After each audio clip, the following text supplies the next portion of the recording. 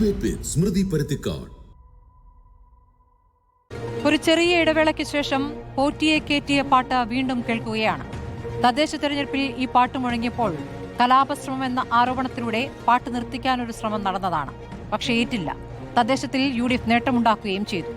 CJP ആരോപണം ആദ്യ വരവിൽ ഉന്നയിച്ച രാഹുൽ ഗാന്ധി ഇതാ പോറ്റിയെ കേറ്റിയ പാട്ട് പാടി ആ ഡീൽ ആരോപണത്തിൽ ഉറയ്ക്കുന്നു.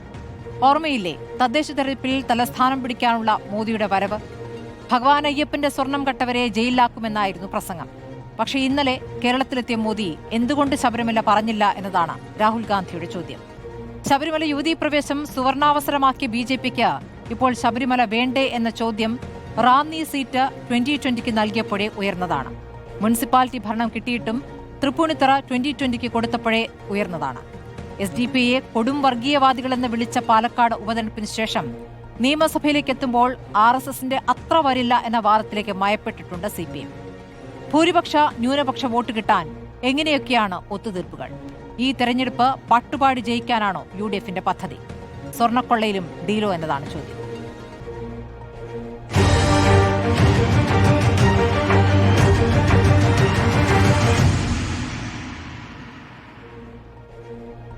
കോൺഗ്രസിൽ നിന്നും ഡോക്ടർ ജിൻഡോ ജോൺ, CPMൽ നിന്നും PM മാർഷോ, വലത് നിരീക്ഷകനായി ഷാബു പ്രസാദ്, അഡ്വക്കേറ്റ് BN ഹസ്കറും രാഷ്ട്രീയ നിരീക്ഷകനായി ചർച്ചയിൽ.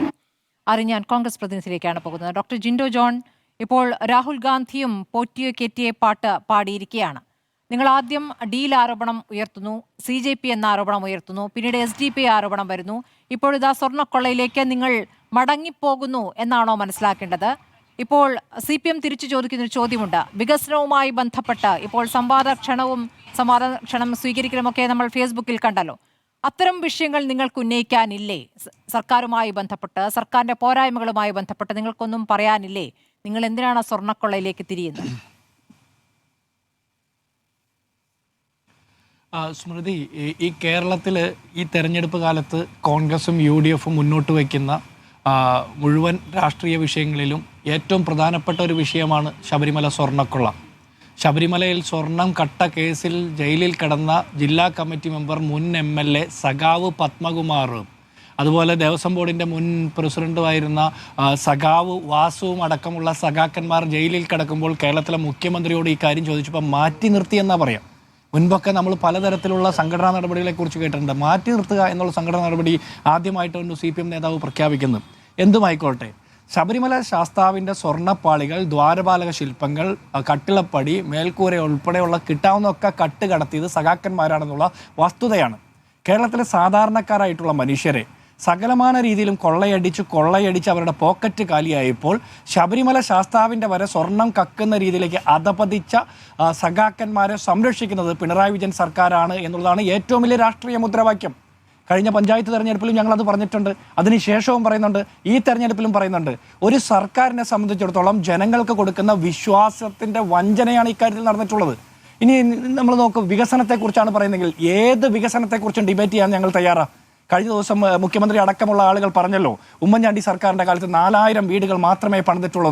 പക്ഷെ വസ്തുതകൾ, നിയമസഭാ രേഖകൾ എല്ലാം പുറത്തു വരുമ്പോൾ 4,58,976 വീടുകൾ ഉമ്മൻചാണ്ടി സർക്കാരിൻ്റെ 5 വർഷക്കാലം കൊണ്ട് പൂർത്തിയാക്കിയെന്നും 10 വർഷമെടുത്ത് പിണറായി വിജയൻ സർക്കാരിന് അത്രയും വീടുകളെ പണിയാൻ പറ്റിയുള്ളൂ എന്നുള്ള സത്യം പുറത്തു വന്നപ്പോൾ വികസന ചർച്ച വിട്ടു അവർ.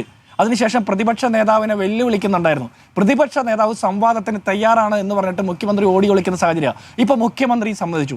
ഞാൻ ഒരു കാര്യം അർദ്ധശങ്കയ്ക്കിടയില്ലാതെ പറയാം, ഈ തെരഞ്ഞെടുപ്പിൻ്റെ സ്ട്രാറ്റജി തീരുമാനിച്ചത്, നാളിതുവരെ ഈ തെരഞ്ഞെടുപ്പിൻ്റെ പ്രചരണ പരിപാടികൾ മുന്നോട്ട് പോകുന്നത് UDF തീരുമാനിക്കുന്ന രീതിയിലാണ്. മുഖ്യമന്ത്രി പിണറായി വിജയൻ ആർജവമുണ്ടെങ്കിൽ പണ്ട് ബ്രണ്ണൻകോളേൻ്റെ വരാന്തയിലെ ഊരിപ്പിടിച്ച വാളിൻ്റെ ഇടയിലും മറ്റേ തോക്കിൻ്റെ മുമ്പിലൂടെയും പ്രത്യേക ആക്ഷൻ കാണിച്ചായിരുന്നു തള്ളി നടത്തുന്ന പിണറായി വിജയൻ ആ തള്ളു നിർത്തിയിട്ട് ധൈര്യമുണ്ടെങ്കിൽ പ്രതിപക്ഷ നേതാവ് VD സതീശൻ്റെ മുൻപിൽ വന്ന് VD സതീശനോടൊപ്പം പരസ്യ സംവാദത്തിന്, കേരളത്തിലെ മുഴുവൻ മുഖ്യധാര മാധ്യമങ്ങളുടെ മുൻപിൽ പരസ്യമായി ലൈവ് സംവാദത്തിന് തയ്യാറുണ്ടോ എന്ന് ചോദിക്കുമ്പോൾ അദ്ദേഹം തയ്യാറുണ്ടെന്ന് സമ്മതിച്ചല്ലോ. ഇനി ആ സംവാദം നടന്നാൽ മതി. നിയമസഭാ തെരഞ്ഞെടുപ്പിന്റെ കലാശക്കൊട്ടിന് മുമ്പ് ജിൻഡോ, ഈ സ്വർണ്ണക്കൊള്ളയിലേക്ക് തന്നെ വരികയാണെങ്കിൽ, സ്വർണ്ണക്കൊള്ളയിൽ നിങ്ങൾ കൊടിമര കൊള്ള നടന്നു എന്നുള്ള തിരിച്ചുള്ള ആരോപണം ഉയർന്ന ഘട്ടത്തിൽ നിങ്ങൾ ഈ പാട്ട് കുറച്ചു കാലത്തേക്ക് നിർത്തിവെച്ചിരുന്നു. പിന്നീട് അതിലിപ്പോൾ ക്ലീൻ ചിറ്റ് കിട്ടിയിരിക്കുന്നു, കോടതിയിൽ നിന്ന് ക്ലീൻ ചിറ്റ് ലഭിച്ചിരിക്കുന്നു, വിജിലൻസിന്റെ റിപ്പോർട്ടും നിങ്ങൾക്ക് അനുകൂലമാണ്. അതുകൊണ്ട് തന്നെ ഇനി അത് കൂടുതൽ ആത്മവിശ്വാസത്തോടെ പാടാം എന്നതാണോ? പക്ഷേ രാഹുൽ ഗാന്ധി ആ പാട്ട് പാടുമ്പോൾ വീണ്ടും അതാ സോണിയാഗാന്ധിക്കൊപ്പമുള്ള പോറ്റിയുടെ ചിത്രം എടുത്തുകൊണ്ട് മറുവാദം ഉയർത്തുന്നുണ്ട് CPM. അതിനും നിങ്ങൾക്ക് ഈ ഘട്ടത്തിൽ ഈ തെരഞ്ഞെടുപ്പിൽ അതാണ് നിങ്ങളുടെ വിഷയമെങ്കിൽ ഈ തെരഞ്ഞെടുപ്പിലുടനീളം ആ ചിത്രവും നിങ്ങൾക്ക് വിശദീകരിക്കേണ്ടി വരും. സ്മൃതി, ഇതിലുള്ളൊരു പ്രശ്നം എന്താണെന്നറിയോ? ഇത് ഞങ്ങൾ UDFകാർ മാത്രമല്ല, വിശ്വാസികളും അവിശ്വാസികളുമായിട്ടുള്ള സകല മനുഷ്യരും കേരളത്തിൽ കുറെ കാലങ്ങളായി പാടുന്നതാണ് പോറ്റിയെ കേറ്റിയെ എന്നുള്ള പാട്ട്. അതിന് കാരണം എന്താ? സഖാക്കന്മാരുടെ വീട്ടിലുള്ള കുട്ടികൾ പോലും യാദൃശികമായിട്ട് ആ പാട്ട് പാടുന്ന രീതിയിൽ അത്രത്തോളം ജനകീയവൽക്കരിക്കപ്പെട്ട ഒരു പാരഡി ഗാനമാണ്. സകല മനുഷ്യർക്കും ന്യായീകരിക്കാൻ വരുന്ന പിണറായിസ്റ്റുകൾ അടക്കമുള്ള സകല മനുഷ്യർക്കും അറിയാം ശബരിമല ശാസ്താവിന്റെ സ്വർണം കട്ടത് സഖാക്കന്മാരുടെ നേതൃത്വത്തിലാണ്. ഇനി ഇവർ അതിന് ബദലായിട്ട് സോണിയാഗാന്ധിയോടൊപ്പമുള്ള പടമില്ലേ? ഉണ്ട്. അതിനെന്താ നടപടി? നിങ്ങൾ നടപടി സ്വീകരിച്ചോ? സോണിയാഗാന്ധിക്ക് അക്കാര്യത്തിൽ എന്തെങ്കിലും ബന്ധമുണ്ടെന്ന് ആക്ഷേപം ഉന്നയിച്ചാൽ പോരാ. ആഭ്യന്തര വകുപ്പ്, വിജിലൻസ്, ഇന്റലിജൻസ്, സകലമാന കാര്യങ്ങളും കയ്യിലുള്ള പിണറായി വിജയന്റെ പാർട്ടിയുടെ നേതാക്കന്മാർ ആക്ഷേപം ഉന്നയിച്ചാൽ പോരാ, നടപടി സ്വീകരിക്കണം. ഈ രാജ്യം ഭരിക്കുന്ന സർക്കാർ, നരേന്ദ്രമോദിയുടെ സർക്കാർ, സോണിയാഗാന്ധിയും രാഹുൽ ഗാന്ധിയും കോൺഗ്രസിന്റെ ഇന്ത്യ മുന്നണിയുടെ കൊല്ലാവുന്ന എല്ലാ നേതാക്കന്മാരെയും വേട്ടയാടുന്ന ഒരു കാര്യമാണ് ഈ നാട്ടിൽ നടക്കുന്നത്. ആ സമയത്ത് സോണിയാഗാന്ധിക്കെതിരെയുള്ള പരാതി ഇവർക്ക് കേന്ദ്രത്തിനും കൊടുക്കാമല്ലോ. കേന്ദ്രവും കേരളവും കൂടി അങ്ങ് വേട്ടയാടിക്കോട്ടെ, അവർ ചോദിക്കട്ടെ. അപ്പോൾ ഞങ്ങൾക്കൊരു ചോദ്യമുണ്ട്. പിണറായി വിജയനോടൊപ്പമുള്ള പടം വന്നിട്ടുണ്ട്, കടകംപള്ളി സുരേന്ദ്രനോടൊപ്പമുള്ള പടം വന്നിട്ടുണ്ട്, അതുപോലെ CPMന്റെ പത്തനംതിട്ട ജില്ലാ സെക്രട്ടറിയോടൊപ്പമുള്ള പടം വന്നിട്ടുണ്ട്, പലരോടൊപ്പമുള്ള പടമുണ്ട്. സോണിയാഗാന്ധി അല്ല കഴിഞ്ഞ 10 വർഷക്കാലമായി കേരളത്തിന്റെ ദേവസ്വം വകുപ്പിന്റെ മന്ത്രി.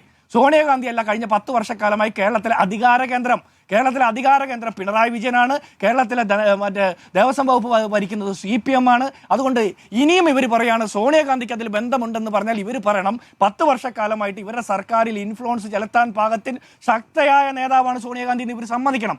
അല്ലെങ്കിൽ ഇവർ പറയുന്ന കള്ളമാണെന്ന് പറയും. ഇനി BJPക്കാരും സമാനമായ ആരോപണം ഉന്നയിച്ചു. ക്ലിഫ് ഹൗസിലേക്ക് പോറ്റിയെ കയറ്റി സ്വർണം കട്ട പിണറായി വിജയന്റെ പാർട്ടിക്കെതിരെ ഒരു മുദ്രാവാക്യം വിളിക്കാതെ സോണിയാഗാന്ധിയിൽ ആരോപണം ഉന്നയിച്ച് പ്രിയങ്ക ഗാന്ധിയുടെ ഓഫീസിലേക്ക് മാർച്ച് നടത്തിയ BJPക്കാരുണ്ട് ഈ നാട്ടിൽ. പക്ഷേ അവര് ക്ലിഫ് ഹൗസിലേക്ക് പിണറായി വിജയനെതിരെ ഒരു മുദ്രാവാക്യം വിളിച്ച് മാർച്ച് നടത്തിയില്ല. അത് മാത്രമല്ല, BJPയുടെ സദാനന്ദ ഗൗഡയും അശ്വന്ത് നാരായണനും അടക്കമുള്ള കർണാടകയിലെ മുൻ നേതാക്കന്മാരും മുൻ കേന്ദ്രമന്ത്രിയും സംസ്ഥാന ഉപമുഖ്യമന്ത്രി അടക്കമുള്ള ആളുകളുടെ പടം വന്നു. അപ്പോൾ അവരും നിർത്തി. പക്ഷേ പോറ്റിയെ കേറ്റിയെ എന്നുള്ള പാട്ട് അന്നും ഇന്നും എന്നും പാടാനായിട്ട് ഉറപ്പുള്ളത് കോൺഗ്രസിനും UDFനുമാണ്. ഇനി കൊടിമരമായി സ്വർണം പൂശിയതുമായി ബന്ധപ്പെട്ട ആരോപണം ഉന്നയിച്ചല്ലോ, ഒരുപാട് ആക്ഷേപം ഉന്നയിച്ചല്ലോ. ഹൈക്കോടതി ക്ലീൻ ചീറ്റ് നൽകിയെന്ന് മാത്രമല്ല, ഹൈക്കോടതിയുടെ അഭിഭാഷക കമ്മീഷന്റെ നേതൃത്വത്തിൽ നടത്തിയ ഹൈക്കോടതി റിപ്പോർട്ടുകൾ അംഗീകരിച്ച ഒരു കാര്യമാണ്. ഇവർ ആരോപണം ഉന്നയിച്ചോട്ടെ, പക്ഷെ സകല സഖാക്കന്മാർക്കും പ്രജ്ഞ നഷ്ടപ്പെടാത്ത, സാമാന്യബോധം നഷ്ടപ്പെടാത്ത സകല സഖാക്കന്മാർക്കും അറിയാം ശബരിമല ശാസ്താവിന്റെ സ്വർണം കട്ടത് ഇവരാണ്. ഇനി അതും കഴിഞ്ഞ് ആഗോള അയ്യപ്പ സംഗമം നടത്തിയിട്ട് അതിൽ നിന്നും കോടികൾ കട്ടില്ല സ്മൃതി. അതിൽ സോണിയാഗാന്ധിക്ക് ബന്ധമുണ്ടെന്ന് പറയോ? അതിൽ മറ്റാർക്കെങ്കിലും ബന്ധമുണ്ടെന്ന് പറയോ? കിടന്ന കിടക്കയടക്കം അടിച്ചുകൊണ്ട് പോയില്ലേ? ഇപ്പോഴും അതിന്റെ കണക്ക് കൃത്യമായിട്ട് കൊടുക്കാൻ ഇവർക്ക് പറ്റിയിട്ടുണ്ടോ? ഇവരെവിടെ തുടങ്ങിയാലും കണക്കില്ലാത്ത കളവ് നടത്താൻ വേണ്ടി മാത്രമാണ് പിണറായി വിജയന്റെ പാർട്ടിയും ഈ സർക്കാരും ശ്രമിച്ചിട്ടുള്ളതെന്നുള്ള വ്യക്തമായ തെളിവുകളാണ് പുറത്തിരിക്കുന്നത്. ശരി ആർഷോ, ഇതിൽ മറുപടി നൽകേണ്ടതുണ്ട്. കാരണം BJP CJP എന്ന വാദം ഉന്നയിക്കുമ്പോൾ അതിൽ ചില തെളിവുകളുമായിട്ടാണ് ഇത്തവണ കോൺഗ്രസ് വരുന്നത്. വെറുതെ പറയുന്നതല്ല എന്നുള്ളതാണ് നേതാക്കൾ പറയുന്നത്. അതിൽ BJP പലയിടത്തും അവർക്ക് നല്ല സ്വാധീനമല്ല, നല്ല വോട്ട് കിട്ടുന്ന ഇടങ്ങളിൽ സ്ഥാനാർത്ഥികളെ നിർത്താതെ 2020 ആ സീറ്റുകൾ കൊടുത്തു എന്നുള്ളതാണ് ഒന്നാമത്തെ കാര്യം. ഇപ്പോൾ ശബരിമല സ്വർണ്ണക്കൊള്ള നമുക്കറിയാമല്ലോ. ശബരിമല യുവതീ പ്രവേശം ഏതു തരത്തിൽ സുവർണാവസരമായി ഉപയോഗിച്ചതാണ് BJP. അപ്പോൾ ഇപ്പോൾ ശബരിമല ഒരു വിഷയമേ ആക്കേണ്ടതില്ല എന്ന തീരുമാനം ഈ നിയമസഭാ തെരഞ്ഞെടുപ്പിൽ BJP എടുക്കുന്നുണ്ടെങ്കിൽ അത് ആരെ സഹായിക്കാനാണ് എന്നുള്ളൊരു സംശയം സ്വാഭാവികമാണല്ലോ. അപ്പോൾ നിങ്ങൾ എന്താണ് ഇക്കാര്യത്തിൽ മറുപടി പറയുന്നത്? സ്മൃതി എന്തോ തെളിവുമായി ബന്ധപ്പെട്ട് സൂചിപ്പിച്ചു, എന്തായിരുന്നു? എനിക്ക് ബോധ്യപ്പെട്ടില്ല. കേൾക്കുന്നില്ല ആർഷോ? അല്ല, കോൺഗ്രസിന്റെ നേതാക്കൾ എന്തോ തെളിവ് നിരത്തി എന്ന നിലയ്ക്ക് സൂചിപ്പിച്ചു. അതെന്താണെന്നുള്ളതിനെ സംബന്ധിച്ച് എനിക്ക് വ്യക്തത വന്നില്ല. ജിൻഡോ, കോൺഗ്രസിന്റെ തെളിവാണ് ചോദിക്കുന്നത്. സ്മൃതി കേൾക്കാമോ? കേൾക്കാം. ജിൻഡോ അല്ല, വേറെ എന്തൊക്കെയോ ശബ്ദം കയറി വരുന്നുണ്ട്. ആർഷോ സംസാരിക്കുന്ന ഇടത്തുനിന്ന് മറ്റെന്തോ ശബ്ദം കയറി വരുന്നുണ്ട്. ഒന്ന് മ്യൂട്ട് ചെയ്യണം. ജിൻഡോ ഇല്ല, അല്ല TV അല്ല, ജിൻഡോ അല്ല, സ്മൃതി എന്തോ തെളിവുമായി ബന്ധപ്പെട്ട് സൂചിപ്പിച്ചു. കോൺഗ്രസിന്റെ നേതാക്കൾ CPM BJP ഡീലുമായി ബന്ധപ്പെട്ട എന്തെങ്കിലും തെളിവ് ഞാൻ പറഞ്ഞതാണോ? ഞാൻ പറഞ്ഞത് BJP തെരഞ്ഞെടുപ്പിൽ അവർക്ക്, അത് ഞാൻ പറഞ്ഞ് കേട്ടില്ലേ ഹർഷോ? BJP തെരഞ്ഞെടുപ്പിൽ അവർക്ക് നന്നായി വോട്ട് കിട്ടുന്ന, അവർക്ക് മുനിസിപ്പാലിറ്റി ഭരണം കിട്ടിയിടത്ത് പോലും 2020 സീറ്റ് കൊടുത്തിരിക്കുകയാണ്. അത് CPM-നെ സഹായിക്കാനാണ് എന്ന ആരോപണം ഇവർ ഉയർത്തിക്കൊണ്ടിരിക്കുകയാണ് കോൺഗ്രസ്. അപ്പോൾ അതിന് CPM-ന് വ്യക്തമായ ഒരു പ്രതികരണമില്ല, അതിൽ മിണ്ടുന്നേയില്ല. ഇനി അങ്ങനെയല്ല എങ്കിൽ BJP-യുടെ സ്ഥാനാർത്ഥികളെ നിർത്താത്തതിനെ കുറിച്ചൊരു പരാതിയും CPM-നില്ല. അതെന്തുകൊണ്ടാണ്? CPM-നെ സഹായിക്കാനാണ് എന്ന് പറയുന്നു. CPM-നെ നല്ല സ്ഥാനാർത്ഥികളെ, ശക്തരായ സ്ഥാനാർത്ഥികൾ ഉള്ളയിടത്തും BJP ദുർബലരെ നിർത്തി സഹായിക്കുന്നുണ്ട് എന്നുള്ള വാദമാണ് പല മണ്ഡലങ്ങളായി ഉദാഹരണമായി ചൂണ്ടിക്കാണിക്കുന്നുണ്ട്. അപ്പോൾ ഇതിന് പ്രതികരണമില്ല എന്നുള്ളതൊരു വിഷയം. ശബരിമല സ്വർണ്ണക്കൊള്ളയുമായി ബന്ധപ്പെട്ട് നമുക്കറിയാമല്ലോ, എല്ലാ പ്രതികളും സ്വാഭാവിക ജാമ്യത്തിൽ പുറത്തിറങ്ങിയിരിക്കുന്നു. അപ്പോൾ അതും ഒരു വിഷയം. ഇതൊന്നും തന്നെ BJP-ക്ക് വിഷയമാകുന്നില്ല ഈ തെരഞ്ഞെടുപ്പിൽ എന്നതും സംശയകരമാണ്. ഹർഷോ? അല്ല സ്മൃതി, ഇതിനകത്ത് ഇപ്പോൾ സ്മൃതി രണ്ടാമത് സൂചിപ്പിച്ചപ്പോൾ ആരോപണം എന്നുള്ള വാക്കാണ് പ്രയോഗിച്ചിട്ടുള്ളത്. നേരത്തെ അങ്ങനത്തെ തെളിവ് എന്ന് സൂചിപ്പിച്ചത് കൊണ്ടാണ് ഞാനത് വീണ്ടും എടുത്ത് ചോദിക്കുന്ന നിലയുണ്ടായത്. അപ്പോൾ ആരോപണം എന്നുള്ളതിനെ സംബന്ധിച്ച് ആർക്ക് വേണമെങ്കിലും ആരോപണം ഉന്നയിക്കാം. ഇപ്പോൾ ഇതിനോടകം തന്നെ അങ്ങ് സൂചിപ്പിച്ച് BJP-യുടെ സ്ഥാനാർത്ഥികളുമായി ബന്ധപ്പെട്ട് ഒരു നിലയ്ക്കുള്ള അലിഗേഷൻ ഞങ്ങൾ ഉയർത്തിയിട്ടില്ല എന്ന് അങ്ങ് പറഞ്ഞത് തെറ്റായിട്ടുള്ള വാദമാണ്. വിവിധ മണ്ഡലങ്ങളിൽ അങ്ങ് സൂചിപ്പിച്ച തൃപ്പൂണിത്തുറ ഉൾപ്പെടെയുള്ള മണ്ഡലങ്ങളിൽ ഞങ്ങൾ വളരെ വ്യക്തമായി ഇത് കോൺഗ്രസും BJP-യും തമ്മിൽ ഉണ്ടാക്കിയിട്ടുള്ള ധാരണയുടെ ഭാഗമായിട്ടാണ് എന്നുള്ള ആരോപണം ഇതിനോടകം തന്നെ ഉയർത്തിയിട്ടുണ്ട്. ഇനി തിരുവനന്തപുരം ജില്ലയ്ക്കകത്തെ വിവിധ സീറ്റുകളുമായി ബന്ധപ്പെട്ട് ഞങ്ങൾ മാത്രമല്ല, ഈ ദിവസങ്ങളിൽ കോൺഗ്രസിൻ്റെ തന്നെ തിരുവനന്തപുരം ജില്ലയിൽ ഏറ്റവും പ്രധാനപ്പെട്ട ഒരു നേതാവ് പാർട്ടി വിട്ട് പുറത്തു വന്ന് ഏതെല്ലാം നിലയിലാണ് തിരുവനന്തപുരം ജില്ലയ്ക്കകത്തെ ഏറ്റവും പ്രധാനപ്പെട്ട BJP ഉൾപ്പെടെ മത്സര രംഗത്തേക്കുള്ള സീറ്റുകൾക്കകത്ത് ധാരണ ഉണ്ടാക്കിയത് എന്നുള്ളതിനെ സംബന്ധിച്ച് വളരെ വിശദമായിട്ട് മാധ്യമങ്ങളോടടക്കം പറഞ്ഞു പോകുന്ന നിലയുണ്ടായിട്ടുണ്ട്. അത് സ്മൃതിയുടെ ഉൾപ്പെടെ ശ്രദ്ധയിലുണ്ട് എന്നുള്ളതാണ് ഞാൻ മനസ്സിലാക്കുന്നത്. ഞങ്ങളെ സംബന്ധിച്ച് ഈ തെരഞ്ഞെടുപ്പിൽ എന്നുള്ളതല്ല, അങ്ങ് സൂചിപ്പിച്ചതുപോലെ ആരോപണം ഉന്നയിക്കുന്നതിൻ്റെ സാധ്യതകളൊക്കെ ആർക്കും ഏത് നിലയ്ക്ക് വേണമെങ്കിലും പ്രയോജനപ്പെടുത്താം.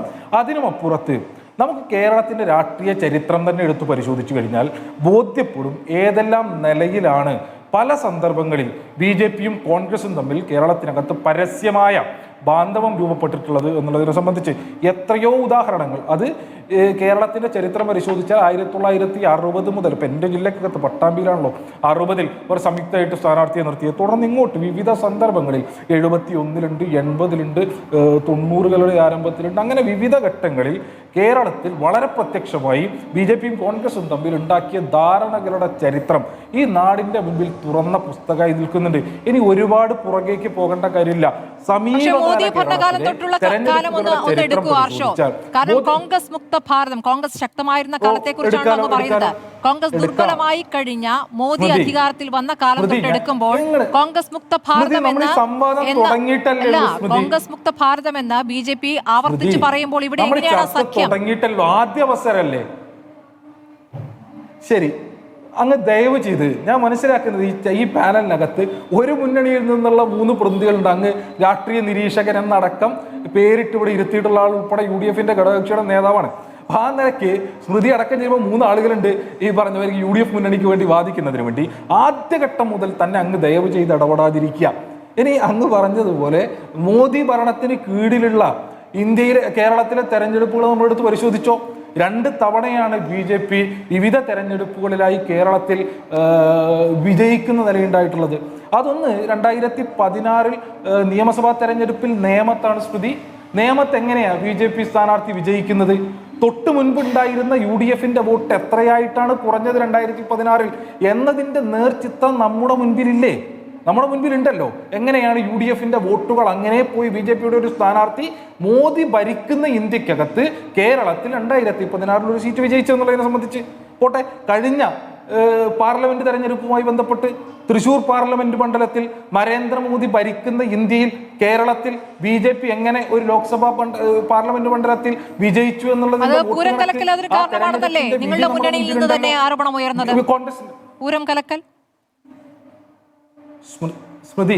സ്മൃതി കോൺഗ്രസിന്റെ ഒരു സിറ്റിംഗ്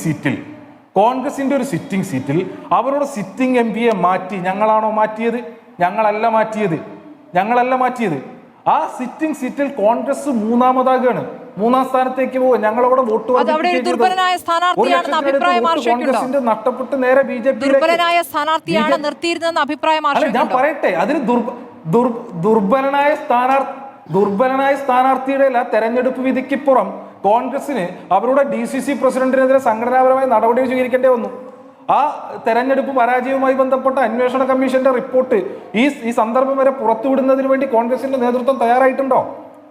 അങ്ങനെ ദുർബലനായ സ്ഥാനാർത്ഥിയെ നിർത്തിയിട്ടല്ല, അവരുടെ സംഘടനാ സംവിധാനം ഉപയോഗപ്പെടുത്തിക്കൊണ്ട് തന്നെ അവരുടെ പൊളിറ്റിക്കൽ വോട്ട് മറിച്ചു കൊടുത്ത് BJP ജയിപ്പിക്കുന്ന കാഴ്ചക്ക് നമ്മൾ സാക്ഷി വഹിച്ചത്.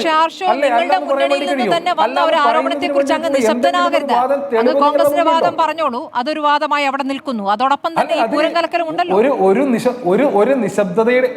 ഒരു നിശബ്ദതയുടെയും കാര്യമില്ല സ്മൃതി. ഞാൻ സൂചിപ്പിച്ചത് കേരളത്തിൽ നരേന്ദ്രമോദി ഭരിക്കുന്നുവെന്ന് സ്മൃതി പറഞ്ഞ ഇന്ത്യയിലെ രാഷ്ട്രീയ പശ്ചാത്തലത്തിൽ കേരളത്തിലൊരു പാർലമെന്റ് മണ്ഡലത്തിനകത്ത് നടന്ന വോട്ട് കച്ചവടത്തിന്റെ കാര്യമാണ്, വോട്ട് മറിച്ചതിനെ സംബന്ധിച്ചാണ് ഞാൻ സൂചിപ്പിച്ചത്. ഇങ്ങനെ ചെയ്തതിന്റെ അനുഭവം നമ്മുടെ മുൻപിലുണ്ട്.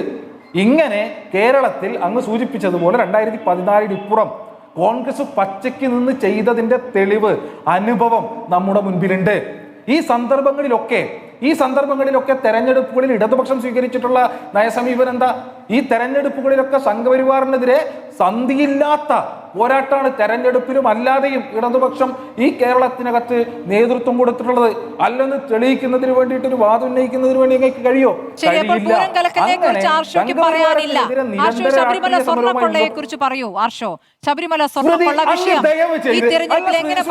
സ്മൃതി അല്ല, നമുക്ക് ഈ സ്മൃതി നമുക്ക് ദീർഘമായി പോകാൻ സമയമില്ലല്ലോ. അങ്ങയോടൊരു അഭിമുഖത്തിന് ഇരിക്കുന്നതിന് വന്നതല്ല ഞാൻ. അത് സമയമില്ല എന്ന് പറഞ്ഞ് ഞാൻ സംസാരിക്കുന്നതിന്റെ ഇടയിൽ മുഴുവൻ കയറിക്കൊണ്ടിരിക്കുകയല്ലേ. ഇതിന് തൊട്ട് മുമ്പ് ജിൻഡോ സംസാരിച്ചപ്പോ ഒരു തവണ അങ്ങ് ഇടപെടുന്ന നിലയുണ്ടായിട്ടുണ്ടോ? ഇത് മാന്യതയാണോ സ്മൃതിയുടെ ഒരു സംവാദത്തിൽ വന്നിരിക്കുമ്പോൾ ഈ മാന്യത പ്രതീക്ഷിക്കുന്നത് മഹാപരാധാണെന്ന് നല്ല ബോധ്യരിക്കുന്നുണ്ട്. എന്നിട്ടും വരുന്നത് എന്റെ പാർട്ടി ചുമതലപ്പെടുത്തിയതിന്റെ ഭാഗമായിട്ടാണ്.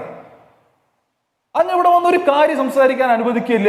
ആദ്യഘട്ടം മുതൽ സ്വാഭാവികമായിട്ട് സാധാരണ ചെയ്യല് രണ്ടാമത്തെ ഒരു അവസരം മുതൽ ഇങ്ങനെ ഇടപെടുക എന്നുള്ളതാണ്. അങ്ങ് രണ്ടാമത്തെ അവസരത്തിൽ ഇടപെട്ടത് ആദ്യം ഇത് വേറെ ആർക്കും ബാധകമല്ലല്ലോ. ഇത് ജിൻഡോയ്ക്ക് ബാധകമായിരുന്നു. എന്റെ ചോദ്യത്തിന് ഉത്തരം പറയാത്തോണ്ടാണ് ഞാൻ ആർഷയോട് വീണ്ടും ചോദിച്ചത്. അപ്പോൾ അങ്ങ് അത് പറഞ്ഞില്ല. ശരി, ഈ സ്വർണ്ണക്കൊള്ളയെ കുറിച്ച് പറയൂ. നമ്മുടെ ചോദ്യം തന്നെ അതാണല്ലോ.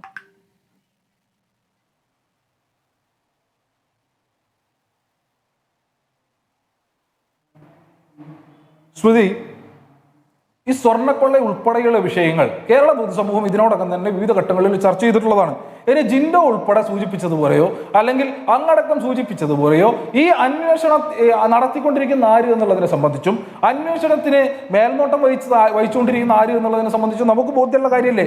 ബഹുമാനപ്പെട്ട ഹൈക്കോടതിയുടെ ദേവസ്വം ബെഞ്ചിന്റെ മേൽനോട്ടത്തിനകത്ത് സൃഷ്ടിക്കപ്പെട്ടിട്ടുള്ള SITയുടെ ഭാഗത്തു നിന്ന് അന്വേഷണം ശക്തമായ നിലയിൽ മുന്നോട്ട് പോയിക്കൊണ്ടിരിക്കുന്നുണ്ട്.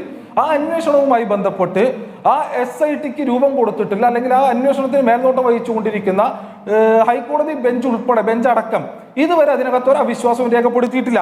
ഞങ്ങളെ സംബന്ധിച്ചും ആ അന്വേഷണ സംവിധാനവുമായി ബന്ധപ്പെട്ട് പൂർണ്ണാർത്ഥത്തിൽ ഞങ്ങൾക്ക് ആ അന്വേഷണത്തിനകത്ത് വിശ്വാസമുണ്ട്. ആ അന്വേഷണവുമായി ബന്ധപ്പെട്ട എല്ലാ ഘട്ടത്തിലും ഞങ്ങൾ സ്വീകരിച്ചിട്ടുള്ള സമീപനം ഏറ്റവും കൃത്യമായ അന്വേഷണം മുന്നോട്ട് പോകണം. ആര് കുറ്റക്കാരെങ്കിലും അവർക്കെതിരായിട്ടുള്ള നടപടി സ്വീകരിക്കണം എന്നുള്ളതാണ് ഞങ്ങൾക്ക് അതിനകത്തുള്ള സ്റ്റാൻഡ്. അതിലൊരു തർക്കവുമില്ല. ഇനി നേരത്തെ അല്ലെങ്കിൽ ഇന്ന് ഈ വിഷയം വീണ്ടും ചർച്ചയാകുന്നതിന് കാരണമായിട്ടുള്ളത് ഈ പറഞ്ഞ ഇന്ന് രാഹുൽ ഗാന്ധി നടത്തിയിട്ടുള്ള അഭിപ്രായ പ്രകടനമാണല്ലോ. സ്വാഭാവികമായിട്ടും അത് ചർച്ച ചെയ്തോട്ടെ. കോൺഗ്രസിനെ സംബന്ധിച്ച് അവർ ഈ തെരഞ്ഞെടുപ്പുമായി ബന്ധപ്പെട്ട് എന്ത് ചർച്ച ചെയ്യണം എന്നുള്ളത് അവരുടെ താല്പര്യമാണ്. അവരെ ചർച്ച ചെയ്തോട്ടെ. സ്വാഭാവികമായും അവർ ആ ചർച്ച ഉയർത്തി കൊണ്ടുവരുമ്പോൾ കേരള പൊതുസമൂഹത്തിനകത്ത് വ്യക്തമാക്കുന്നതിന് വേണ്ടി അവർക്ക് ഉത്തരവാദിത്തപ്പെട്ട ചില കാര്യങ്ങളുണ്ട്. അതീവ സുരക്ഷ ഉള്ള 10 ജനപദത്തിനകത്തടക്കം ഇതേ രാഹുൽ ഗാന്ധിയുടെ അമ്മയുടെ ഔദ്യോഗിക വസതിക്കകത്ത് ഈ പറഞ്ഞ സ്വർണ്ണ കൊള്ള നടത്തിയയാളും സ്വർണം വിറ്റയാളും സ്വർണം വാങ്ങിയയാളും ഒന്നല്ല പലയാവർത്തി വന്നു നിൽക്കുന്നത് എങ്ങനെയെന്നുള്ളതിനെ സംബന്ധിച്ച്, ആര് കൂട്ടിക്കൊണ്ടുപോയി എന്നുള്ളതിനെ സംബന്ധിച്ച്, കൂട്ടിക്കൊണ്ടുപോയി ദിവസങ്ങളോളം എന്ത് സംസാരിച്ചു എന്നുള്ളതിനെ സംബന്ധിച്ച്, എന്തെല്ലാം അങ്ങോട്ടും ഇങ്ങോട്ടും കൈമാറി എന്നുള്ളതിനെ സംബന്ധിച്ചൊക്കെ വ്യക്തത വരുത്തുന്നതിനുള്ള ധാർമ്മികമായിട്ടുള്ള ഉത്തരവാദിത്വം ഈ പറഞ്ഞ കോൺഗ്രസിനും രാഹുൽ ഗാന്ധിക്കും ഉണ്ടല്ലോ.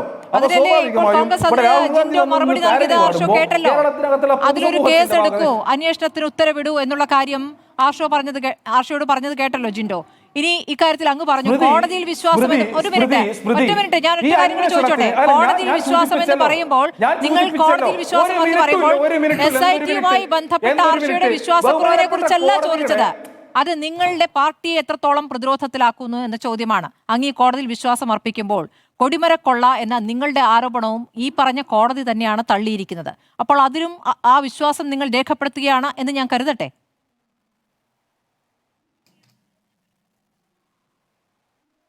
പ്രതി ബഹുമാനപ്പെട്ട ഹൈക്കോടതിയുടെ മേൽനോട്ടത്തിലുള്ള അന്വേഷണ സംവിധാനത്തെ സ്പെഷ്യൽ ഇൻവെസ്റ്റിഗേഷൻ ടീമിനെ അതിനെ സ്വതന്ത്രമായി അതിനെ എല്ലാ തലത്തിലുമുള്ള അന്വേഷണം മുന്നോട്ട് പോകണം എന്നുള്ളതാണ് ഞങ്ങളുടെ താല്പര്യം. ഇനി ഞങ്ങളുടെ നിർദ്ദേശത്തിന്റെ പ്രകാരമല്ലല്ലോ ആ SIT മുന്നോട്ട് പോകുന്നത്, ആ SIT പ്രവർത്തിച്ചുകൊണ്ടിരിക്കുന്നത്, അന്വേഷണം നടത്തിക്കൊണ്ടിരിക്കുന്നത്. ബഹുമാനപ്പെട്ട ഹൈക്കോടതിയുടെ ദേവസ്വം ബെഞ്ചിന്റെ മാർഗനിർദ്ദേശങ്ങൾ അനുസരിച്ചുകൊണ്ട് അതിന്റെ മേൽനോട്ടത്തിലല്ലേ ആ അന്വേഷണ സംഘം പ്രവർത്തിച്ചുകൊണ്ടിരിക്കുന്നത്. സ്വാഭാവികമായും ആ അന്വേഷണ സംഘത്തിന്റെ പ്രവർത്തനത്തിന്റെ അല്ലെങ്കിൽ അവരുടെ അന്വേഷണത്തിന്റെ തുടർച്ചയിൽ ഈ രാഹുൽ ഗാന്ധിയുടെ മാതാവിന്റെ ഉൾപ്പെടെ ഇതുമായി ബന്ധപ്പെട്ട് ഈ പ്രതികളുമായുള്ള ബന്ധം എന്ത് എന്നുള്ളതിനെ സംബന്ധിച്ച് പുറത്തു വരണം എന്നുള്ളതാണ് ഞങ്ങൾ ആഗ്രഹിക്കുന്നത്. അത് വരട്ടേന്നേ, ശരി, അത് വരട്ടെ, ശരി, അത് അന്വേഷിക്കട്ടെ. അത് അന്വേഷിക്കാൻ വേണ്ടിയിട്ട് SITയോട് ഞങ്ങളല്ലോ നിർദ്ദേശം കൊടുക്കേണ്ടത്, ഞങ്ങളല്ലോ നിർദ്ദേശം കൊടുക്കേണ്ട ആളുകൾ. ഞങ്ങളുടെ നിർദ്ദേശത്തിനനുസരിച്ച് പ്രവർത്തിക്കുന്ന ഒരു സംവിധാനമല്ലല്ലോ, ഞങ്ങൾ പ്രഷർ ചെലുത്തി പ്രവർത്തിപ്പിക്കേണ്ടുന്ന ഒരു സംവിധാനമല്ലോ. അത് ബഹുമാനപ്പെട്ട ഹൈക്കോടതി അതിന്റെ മറ്റു കാര്യങ്ങൾ നോക്കിക്കൊള്ളട്ടെ. ശരി, ദ്വാരപാലക കേസും ഈ സ്വർണ്ണപ്പാളി കേസും സോണിയാഗാന്ധിയിലേക്ക് എത്തുമെന്നുള്ളതാണ് നിങ്ങളുടെ വിശ്വാസം. പക്ഷേ അകത്ത് കിടന്നത് നിങ്ങളുടെ നേതാക്കളാണ്. സ്വാഭാവിക ജാമ്യത്തിൽ പുറത്തു വന്നതും നിങ്ങളുടെ നേതാക്കളാണ്.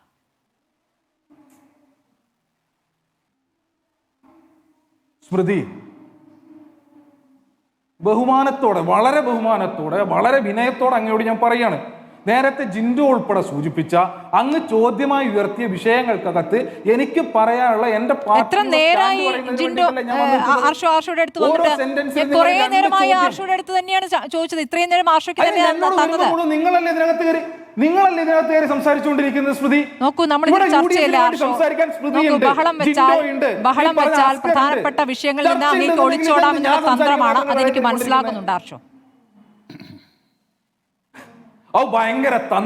ഭയങ്കര തന്ത്രം കണ്ടുകൊണ്ടിരിക്കുന്ന ആളുകൾക്ക് ബോധ്യപ്പെടുന്നുണ്ട്. സ്മൃതി, കണ്ടുകൊണ്ടിരിക്കുന്ന ആളുകൾക്ക് ബോധ്യപ്പെടുന്നുണ്ട് എന്താ സ്മൃതിയുടെ പ്രയാസം എന്നുള്ളതിനെ സംബന്ധിച്ച്. എന്താ സ്മൃതിയുടെ പ്രയാസം എന്നുള്ളതിനെ സംബന്ധിച്ച് ഈ ഡീൽ ഉൾപ്പെടെ നിങ്ങൾ ചർച്ച ചെയ്യുന്നുണ്ടല്ലോ. അല്ലല്ല, ഞാൻ പറയട്ടെ, നിങ്ങളെ ചോദ്യത്തിന് ഉത്തരം പറയാൻ വേണ്ടി മാത്രമല്ല ഈ വിഷയത്തിനകത്ത് എന്റെ പാർട്ടിയുടെ നിലപാട് പറയാൻ വേണ്ടി ഞാൻ വന്നിരിക്കുന്നത്. അത് ഞാൻ പറയും. സ്മൃതിക്ക് പ്രശ്നം ഉണ്ടാവും. സ്മൃതിക്ക് പ്രശ്നം എന്ന് വെച്ചാൽ ഇവിടെ കേരളത്തിലെ കോൺഗ്രസ് RSSനോട് സംഗതി ചെയ്യുന്നതിനെ സംബന്ധിച്ച്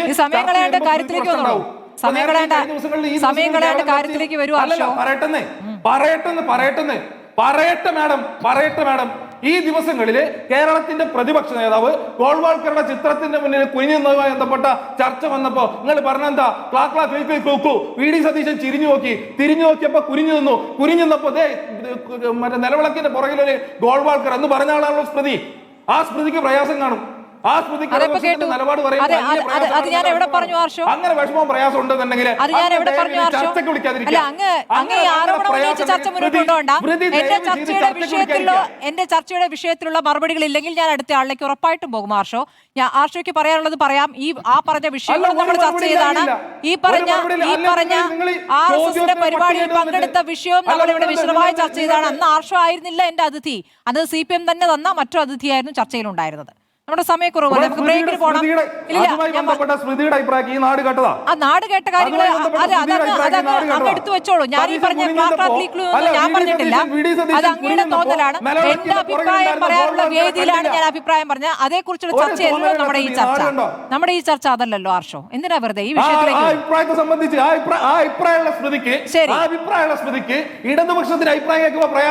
അല്ല, എനിക്ക് അങ്ങനെ ഒരു പ്രയാസമില്ല. എനിക്ക് നിങ്ങളുടെ വ്യക്തമായ അഭിപ്രായത്തോട് എനിക്ക് ഒരു ബുദ്ധിമുട്ടുമില്ല. അത് കേൾക്കാത്തതുകൊണ്ടാണ് ഞാൻ ആവർത്തിച്ച് തിരിച്ചെത്താം. ശ്രീ ഷാബു പ്രസാദ്, എന്തുകൊണ്ടാണ് BJP ശബരിമല വിഷയം ഇപ്പോൾ ഏറ്റെടുക്കേണ്ടതില്ല, ഈ തെരഞ്ഞെടുപ്പിൽ ഒരു വിഷയമാക്കേണ്ടതില്ല എന്ന് തീരുമാനിച്ചതെന്നാണ് അങ്ങേക്ക് തോന്നുന്നത്? അല്ല, അങ്ങനെ BJP തീരുമാനിച്ചതായിട്ട് എനിക്കറിവില്ല. ശബരിമല വിഷയം അത്രത്തോളം കഴിഞ്ഞ ഏതാനും മാസങ്ങളായിട്ട് ജനങ്ങളുടെ ഇടയിൽ വളരെ ചർച്ചാ ആയിക്കഴിഞ്ഞ കാര്യമാണത്. അത് വളരെ ഇതായിട്ട് തന്നെ വളർന്നു വന്ന് ജനങ്ങളിൽ വളരെ 100% ജനങ്ങൾ അതിനെപ്പറ്റി അവെയറാണത്. ഒരു തവണയല്ല പലതവണ BJP അത് ഉന്നയിക്കാറുണ്ട്. ശ്രീ ഷാബു പ്രസാദ്, മോദിയുടെ പ്രസംഗമാണ് അതിലൊരു പ്രധാനപ്പെട്ട ഉദാഹരണമായിട്ട് രാഹുൽ ഗാന്ധി പ്രസംഗത്തിൽ ചൂണ്ടിക്കാണിച്ചത്. നമുക്കറിയാം, തദ്ദേശ തെരഞ്ഞെടുപ്പിന് സമയത്ത് തലസ്ഥാനത്തെത്തിയപ്പോൾ അദ്ദേഹം മുഴുവൻ സമയം ശബരിമലയിൽ ഊന്നിക്കൊണ്ടാണ് പ്രസംഗിച്ചത്. ഇന്നലത്തെ പ്രസംഗത്തിൽ ആ വിഷയമേ ഉന്നയിക്കുന്നില്ല എന്നത് സംശയകരമാണെന്നാണ് രാഹുൽ ഗാന്ധി പറയുന്നത്. അല്ല, രാഹുൽ ഗാന്ധിയുടെ സംശയമൊന്നും മാറ്റാൻ എന്നെ കൊണ്ട് പറ്റില്ല. പക്ഷേ ഒരു കാര്യമുണ്ട്, തദ്ദേശ സ്വയംഭരണ തെരഞ്ഞെടുപ്പിൻ്റെ സമയത്ത് മോദി ഒരു പ്രാവശ്യമാണ് കേരളത്തിൽ ഒറ്റ പ്രാവശ്യമൊന്നുള്ളൂ. മോദി ഇതിപ്പം ഒരു പ്രാവശ്യം വന്നിട്ടുള്ളൂ. ഇപ്പം ഇനിയും വരുന്നുണ്ട് മോദി. ഓരോ സമയത്തും ഏത് വിഷയത്തിൽ ഒന്ന് നിന്ന് സംസാരിക്കണം എന്നുള്ളത് ആ സമയത്തെ എവിടെ പ്രസംഗിക്കുന്നു ആ മണ്ഡലത്തിലെയും അതിൻ്റെ ആ പരിസരത്ത് അങ്ങനെ ഒരുപാട് ഘടകങ്ങളും കണക്ക് കൂട്ടിയാണ് ഓരോ പ്രസംഗവും അദ്ദേഹം നടത്തുന്നത്. മോദി ഇനിയും വരുന്നുണ്ട്, തിരഞ്ഞെടുപ്പിന് മുമ്പ് കേരളത്തിൽ വരുന്നുണ്ട്.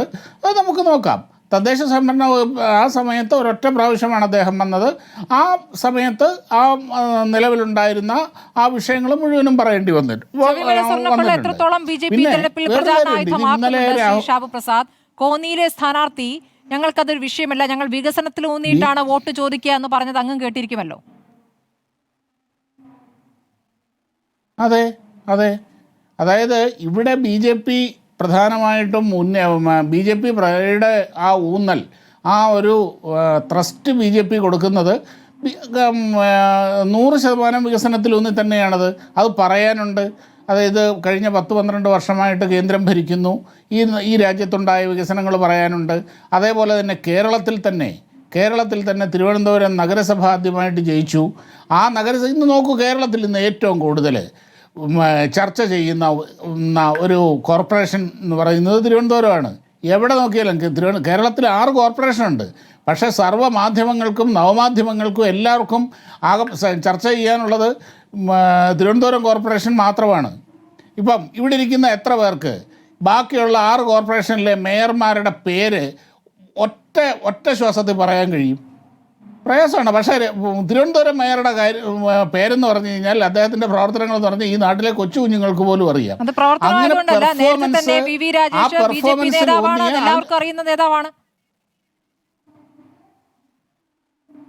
അല്ല, അത് മാത്രമല്ല, തിരുവനന്തപുരം കോർപ്പറേഷൻ ഇവിടെ ചർച്ചാ വിഷയമാണെന്നേ. തിരുവനന്തപുരം കോർപ്പറേഷന്റെ പ്രവർത്തനങ്ങളും അതായത് നെഗറ്റീവായും പോസിറ്റീവായും ഇവിടെ ചർച്ചാ വിഷയമാണ്. അതായത് പൊങ്കാല കഴിഞ്ഞപ്പോൾ ഒന്ന് ചർച്ചയായിരുന്നു. എന്തും ആയിക്കൊള്ളട്ടെ, ഇനിയിപ്പോൾ പൊങ്കാല കഴിഞ്ഞപ്പോൾ ചർച്ച ചെയ്തു. അതായത് നെഗറ്റീവ് ആയിക്കോട്ടെ പോസിറ്റീവ് ആയിക്കോട്ടെ, ഇവിടെ നെഗറ്റീവ് പബ്ലിസിറ്റി എന്നൊരു പബ്ലിസിറ്റി ഇല്ല സ്മൃതി. Negative only publicity. ഇനിയിപ്പം കോർപ്പറേഷനെയും പൊങ്കാലയുടെ പേരിൽ BJPയെയും തിരുവനന്തപുരം കോർപ്പറേഷനെയും വിമർശിച്ചുകൊണ്ടാണെങ്കിലും ആ തിരുവനന്തപുരം കോർപ്പറേഷനാണ് ഇവിടുത്തെ ചർച്ചാ വിഷയം. അതാണ് ഏറ്റവും ഇവിടുത്തെ പ്രധാനപ്പെട്ട വിഷയം എന്ന് പറയുന്നത്. നാടായ നാടൊക്കെ തെരഞ്ഞെടുപ്പ് പ്രചാരണത്തിന് മോദി പോകുമ്പോൾ അവിടുത്തെ മറ്റ് ജനകീയ വിഷയങ്ങളിലെല്ലാം ഊന്നാറുള്ളത് നമുക്കറിയാം. വിശ്വാസവുമായി ബന്ധപ്പെട്ടാണ് മോദി പ്രസംഗിക്കാറുള്ളത്. അതിരൂക്ഷമായിട്ട് തന്നെയാണ് പ്രസംഗിക്കാറുള്ളത്. ആ പ്രസംഗങ്ങൾ ഏത് സംസ്ഥാനത്തിൽ പോയാലും, ഇപ്പോൾ പശ്ചിമ ബംഗാളിൽ പോയാലും എന്താണ് പ്രസംഗിക്കുന്നത് നമുക്കറിയാം. ഇവിടെ എത്തിയപ്പോൾ അത് വിട്ടുകളയുന്നു എന്നുള്ളത് അങ്ങനെ സ്വാഭാവികതയിലെടുക്കാൻ അല്പം ബുദ്ധിമുട്ടുണ്ട് ശ്രീ ഷാബു പ്രസാദ്. അതോടൊപ്പമാണ് ഈ BJP നേട്ടമുണ്ടാക്കിയ ഇടങ്ങളിൽ 2020 സീറ്റ് നൽകി എന്നുള്ള ആരോപണം കൂടി വരുന്നത്. തൃപ്പൂണിത്തറയിൽ എന്തുകൊണ്ട് ഒരു BJP സ്ഥാനാർത്ഥി ഉണ്ടായില്ല എന്നുള്ളൊരു സംശയമല്ലേ? ആ സംശയത്തിൽ അങ്ങേക്ക് എന്തെങ്കിലും കുഴപ്പം തോന്നുന്നുണ്ടോ? സ്മൃതിയുടെ ബുദ്ധിമുട്ട് പരിഹരിക്കാനും അതിന് മറുപടി പറയാനും എനിക്ക് ബുദ്ധിമുട്ടാണ് കേട്ടോ. സ്മൃതിയുടെ മാത്രം പ്രശ്നമാണ്. അത് സ്മൃതി തന്നെ തീരുമാനിക്കുക. എന്താണെന്ന് വെച്ച് കഴിഞ്ഞാൽ തൽക്കാലം സ്മൃതിയുടെ ബുദ്ധിമുട്ടിനുള്ള മറുപടി ഉണ്ടോ അത് സ്മൃതി തന്നെ കണ്ടുപിടിക്കും. പിന്നെ അതന്നെ പറയാൻ വരുന്നത്. ആദ്യം സ്മൃതിയുടെ ബുദ്ധിമുട്ടിന്റെ കാര്യം പറഞ്ഞല്ലോ. തൃപ്പൂണിത്തറയിലേക്ക് വരാം. അഭിപ്രായം പറഞ്ഞാൽ മതി. അല്ലല്ല, സ്മൃതി ബുദ്ധിമുട്ടോ എനിക്ക് വിശ്വസിക്കാൻ ബുദ്ധിമുട്ടാണെന്ന് പറഞ്ഞു. അതായത് പറഞ്ഞു ആ ബുദ്ധിമുട്ട് സ്വയം അങ്ങ് തീർത്താൽ മതി എന്ന് പറഞ്ഞത് അത് തന്നെയാണ്. അതെന്നെ കൊണ്ട് പറ്റുന്ന അതെൻ്റെ പണിയല്ല, നാട്ടുകാരുടെ മുഴുവൻ ബുദ്ധിമുട്ട് തീർക്കുക എന്നുള്ളത്. പിന്നെ ഈ തൃപ്പൂണിത്തറയുടെ കാര്യം, തൃപ്പൂണിത്തറയിലെന്നല്ല കേരളത്തിൽ മുഴുവൻ നിൽക്കുന്നത് ഒരു മുന്നണിയാണ് സ്മൃതി. അതായത് വളരെ പരസ്യമായി തന്നെ ഓപ്പണായിട്ടുള്ള ഒരു സഖ്യമാണ് നിൽക്കുന്നത്. NDA ആണ് നിൽക്കുന്നത്. അവിടുത്തെ സ്ഥാനാർത്ഥിയെ ഏത് സ്ഥാനാർത്ഥിയായിരിക്കണമെന്ന് തീരുമാനിക്കുന്നത് ആ മുന്നണിയാണ് തീരുമാനിക്കുന്നത്. അവിടെ BJP എന്തുകൊണ്ട് നിർത്തിയില്ല, അല്ലെങ്കിൽ എന്തുകൊണ്ട് സാബു ജേക്കബിനെ നിർത്തി, 2020 നിർത്തി എന്നുള്ളതൊക്കെ ആ മുന്നണിയുടെ മാത്രം തീരുമാനമാണ്. പിന്നെ വേറൊന്ന്, ഒരു മുന്നണിയാകുമ്പോൾ ആ മുന്നണിക്ക്, അതായത് നല്ല വോട്ട് കിട്ടാൻ സാധ്യതയുള്ള ചില മണ്ഡലങ്ങൾ കൂടെ അവർക്ക് വിട്ടുകൊടുക്കുക എന്നുള്ളത് കേവല രാഷ്ട്രീയ മര്യാദയാണ്. ആ രാഷ്ട്രീയ മര്യാദയൊന്നും ഇവിടെ നമുക്ക് പരിചയമില്ലാത്ത കാര്യമാണ്. അല്ലാതെ ഒരു സാധ്യതയുമില്ലാത്ത, തീരെ വോട്ടുമില്ലാത്ത, ആർക്കും വേണ്ടാത്ത കുറേ എണ്ണം നിങ്ങളെടുത്തോ, ഞങ്ങൾക്ക് നല്ല ശക്തിയുള്ള സ്ഥലങ്ങളുണ്ട്, അത് ഞങ്ങൾ തരില്ല, ഈ പറയുന്നതിന്റെ പേര് ശ്രീ ഷാബു പ്രസാദ്. ഇപ്പോൾ 2020 നിങ്ങളുടെ മുന്നണിയിലേക്ക് വരുമ്പോൾ 19 സീറ്റുകൾ നൽകുന്നു. ആ 19 സീറ്റുകളിൽ BJPക്ക് നല്ല സ്വാധീനമുള്ള സീറ്റുകളും നൽകുന്നത് ഏത് തരത്തിലുള്ള ഡീലാണ്? അത് യഥാർത്ഥത്തിൽ ആരെ സഹായിക്കാനാണെന്ന സംശയം ഉയരാം. അങ്ങീ പറഞ്ഞ വളരെ സ്വാഭാവികതയിലാണെങ്കിൽ ആറന്മുളയിൽ BD ജേസിന് ആദ്യം സീറ്റ് കൊടുത്തു, അതിനുശേഷം ആ സീറ്റ് മാറ്റി കുമ്മനത്തിന് കൊടുക്കേണ്ടതായിട്ടും വന്നിട്ടുണ്ട്. അങ്ങ് പറയുന്ന സ്വാഭാവികതയിലല്ല അവിടെ നടന്നിട്ടുള്ളത് കാര്യങ്ങൾ. അല്ല, അത് ഒരു കാര്യമുണ്ട്. സീറ്റ് വിഭജനം ഫൈനൽ ഇതിലേക്ക് എത്തുന്നതിന് മുമ്പ് പലതരത്തിലുള്ള ചർച്ചകളുണ്ടാകും. പലതരത്തിൽ ചിലപ്പോൾ നേരത്തെ എടുത്ത തീരുമാനങ്ങൾ മാറിയെന്ന് വരും. ഇതൊക്കെ ഉണ്ടാകും ചർച്ചകളുടെ ഫലം. ഇതൊക്കെ ജനാധിപത്യത്തിൻ്റെ ഭാഗമാണത്. അവസാനം ഫൈനൽ എത്തുന്ന സമയത്ത് ഇവിടെ ചിത്രം ക്ലിയർ ആവണമല്ലോ. ഇവിടെ കോൺഗ്രസിൻ്റെ കാര്യത്തിൽ, UDFൻ്റെ കാര്യത്തിൽ ഇവിടെ എന്തെല്ലാം പ്രശ്നങ്ങളുണ്ടായി. അവസാനം ഫൈനൽ വന്ന സമയത്ത് അവരുടെയും ചിത്രം ക്ലിയറാണ്. ഇങ്ങനെയൊക്കെ തന്നെയാണ് ജനാധിപത്യത്തിൽ സീറ്റ് വിഭജനം, പ്രത്യേകിച്ചൊരു മുന്നണി രാഷ്ട്രീയത്തിൽ സീറ്റ് വിഭജനം നടക്കുമ്പോഴും ചർച്ചകളുണ്ടാകും, വാക്കുതർക്കങ്ങളുണ്ടാകും, പലവിധ പ്രശ്നങ്ങളുണ്ടാകും. അവസാനം അത് ക്ലിയറാവുന്ന രീതിയാണ് നമ്മൾ അത്ര കാലാകാലങ്ങളായിട്ട് കണ്ടിട്ടുള്ളത്. അതിൻ്റെ അകത്ത് നിങ്ങൾക്ക് എന്താ ഇത്ര ബുദ്ധിമുട്ടെന്നുള്ളത് എനിക്ക് മനസ്സിലാകും. ശരി, എന്റെ ചോദ്യങ്ങൾ ചോദിക്കുമ്പോൾ ബുദ്ധിമുട്ട് എന്ന് പറഞ്ഞുകൊണ്ടിരിക്കേണ്ട ശ്രീ ഷാബു പ്രസാദ്. ഇല്ല, ഞാൻ അടുത്ത ആളിലേക്ക് കൂടി പോകും. നമ്മുടെ സമയവും ബ്രേക്കുകളും കൂടുതലായതുകൊണ്ട് ബുദ്ധിമുട്ടെന്ന് നിങ്ങൾ തന്നെയാ പറഞ്ഞത്. എനിക്ക് പ്രശ്നമുണ്ട്, എനിക്ക് മനസ്സിലാകുന്നില്ല. അല്ല, അങ്ങനെ ഇടയ്ക്കിടയ്ക്ക് എന്റെ ബുദ്ധിമുട്ട് തീർക്കാൻ മട്ടി പറയേണ്ട കാര്യമില്ല ശ്രീ ഷാബു പ്രസാദ്. ചർച്ചയുടെ ഒരു മാന്യത കാത്തുകൊണ്ട് ചർച്ചയിൽ പങ്കെടുക്കുക. അഡ്വക്കേറ്റ് ബി എൻ ഹസ്കർ സ്വർണ്ണക്കൊള്ള തദ്ദേശ തെരഞ്ഞെടുപ്പിൽ പ്രതിഫലിച്ചു, തദ്ദേശ തെരഞ്ഞെടുപ്പിൽ UDFന് നേട്ടമുണ്ടാക്കിയെന്ന വിലയിരുത്തലുണ്ട്. ഇപ്പോൾ നിയമസഭാ തെരഞ്ഞെടുപ്പിലും ഒരു ഇടവേളയ്ക്ക് ശേഷം ആ വിഷയം എടുക്കാമെന്ന തീരുമാനം കോൺഗ്രസ് എടുക്കുമ്പോൾ അതിന് പിന്നിൽ എന്താണ്? ഇതുവരെ സ്വർണ്ണക്കൊള്ള അത്രയധികം ശക്തമായി പറഞ്ഞിരുന്നില്ല. ഇവിടെ മറ്റു ഡീലുകളാണ് പറഞ്ഞുകൊണ്ടിരുന്നത്. ഇപ്പോൾ സ്വർണ്ണക്കൊള്ള എടുക്കാമെന്നുള്ള ആലോചനയ്ക്ക് പിന്നിൽ എന്താണ്? സ്മൃതി, ഏറ്റവും പരമപ്രധാനമായി കാണേണ്ടത് ഇംഗ്ലീഷ് ഭാഷയിലെ 3 വാക്കുകളുടെ അർത്ഥവിന്യാസത്തെ സംബന്ധിച്ചിട്ടുള്ളതാണ്.